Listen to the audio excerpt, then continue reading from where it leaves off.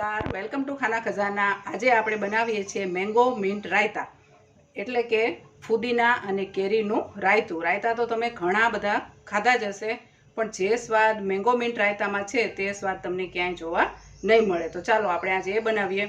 અને બપોરે જમવામાં દહીં હોય તો દહીં તો હોવું જ જોઈએ, પણ દહીં સાથે જો અલગ અલગ પ્રકારના રાયતા હોય તો તે જમવાનો સ્વાદ વધી જતો હોય છે। અને આપણે તે માટે આજે મેંગો મિન્ટ રાયતા બનાવીએ છીએ। દહીં અને ફુદીનાનું જબરજસ્ત કોમ્બિનેશન, અને તેમાં પણ કેરી ભળાય એટલે બધાને જ તે ખૂબ ભાવે એવું ચાલો સરસ મજાનું આપણે રાયતું બનાવી લઈએ। તેના માટે આપણને જોઈશે મિક્સરનો નાનો જાર, બરાબર। એક નાનકડું એવું તીખાસ માટે થોડું મરચું, એટલી બધી તીખાસ નહીં પણ નાનું જ મરચું લેવાનું। મરચાના ટુકડા કરી લીધા। ફ્રેશ ફુદીનાના પાંદડા, ફુદીનાના પાનને સરસ રીતે ધોઈ લીધા છે। અને કેરીને આપણે નાના ટુકડા કરી લીધા છે, એટલે થોડી આપણે કેરી નાખશું। હવે આને આપણે પીસી લઈશું। પહેલાં આપણે જોઈ જોઈએ બરાબર, જો પીસાઈ જાય તો પાણીની જરૂર નહીં પડે, નહીં પીસાય તો આપણે પાણીનું થોડો 2 ટેબલસ્પૂન જેટલો પાણીનો ઉપયોગ કરી લઈશું। કેરી અને ફુદીનો અને મરચાંને આપણે પીસી લીધું છે। આપણે ફુદીનો ધોયેલો પાણીવાળો હતો એટલે તેમાં આપણે પાણીની જરૂર પડી નથી, પણ તમારે જો જરૂર પડે તો 1 થી 2 ટેબલસ્પૂન જેટલું પાણી એડ કરવાનું અને થોડું ચટણી જેવું બનાવી લેવાનું। ચાલો હવે તેનું રાયતું બનાવીએ। હવે આપણે અહીં 200 ગ્રામ જેટલું દહીં લઈ લીધું છે। દહીં આપણું એકદમ ચીલ્ડ છે।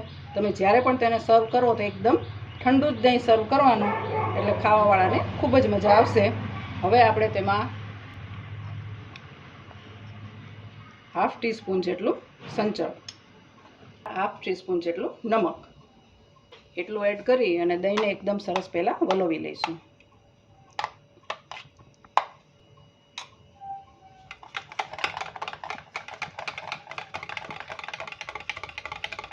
વલોવવાથી દહીં એકદમ ક્રીમી થઈ જશે અને રાયતું એકદમ ખૂબ જ સ્વાદિષ્ટ લાગશે।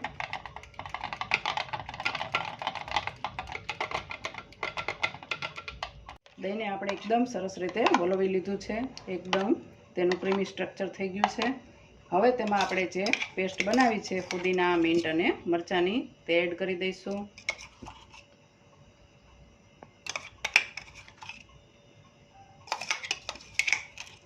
ખૂબ જ સ્વાદિષ્ટ એવું રાયતું આપણું તૈયાર થઈ ગયું। હવે આપણે તેને સર્વ કરી લઈશું। જમવામાં 4 ચાંદ લગાવી દે તેવું આપણું રાયતું સરસ મજાનું રેડી થઈ ગયું। હવે આપણે તેને સર્વ કરીએ છીએ। સર્વ કરવા માટે